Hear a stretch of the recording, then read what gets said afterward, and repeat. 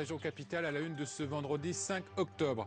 Des radars accusés de provoquer des accidents sur la RN20. Le maire de Linas dans l'Essonne réclame leur démontage. Il a écrit au ministre des Transports. François Hollande demande aux collectivités territoriales de faire des efforts financiers. Déclaration faite ce matin à la Sorbonne devant les sénateurs. Un discours boycotté par certains élus de droite.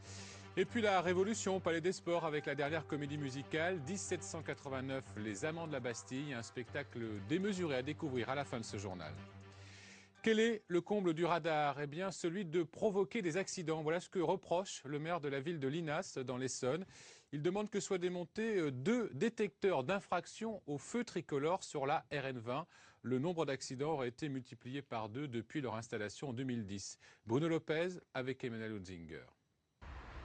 Voilà l'objet de la discorde. Ce radar installé à l'INA depuis octobre 2010, devant des feux rouges sur la RN20. En le voyant, les automobilistes ont tendance à piler, de peur d'être flashés. C'est ainsi que peu à peu sur la RN20, la colère, voire la haine, vint. Je me méfie parce que je le connais, parce que je travaille à Longjumeau, donc je le connais par cœur celui-là. Mais vous freinez? Ah bah oui, hein, s'il faut que ça passe à l'orange, je freine parce qu'il flash. On sait qu'il y a le radar, donc oui, on freine, ouais. Mais bon, je trouve que c'est un peu plus dangereux qu'autre chose parce qu'on voit beaucoup de gens qui cédent, qui arrivent à l'orange, qui freinent au dernier moment. On se dit que si c'est orange, faut pas passer, mais si la voiture derrière s'arrête pas, elle nous rentre dedans, voilà. Si la préfecture assure que le nombre d'accidents a baissé, le maire de l'INA, lui, affirme que depuis l'installation des radars, les accidents se sont multipliés. François Pelletan a proposé des solutions restées sans réponse. Du coup, il a adressé un courrier au ministre délégué au transport. Ce dispositif et ces dispositifs ont vocation à améliorer la sécurité routière. Or, je constate, moi, sur ma commune, que ça n'est pas le cas, au contraire.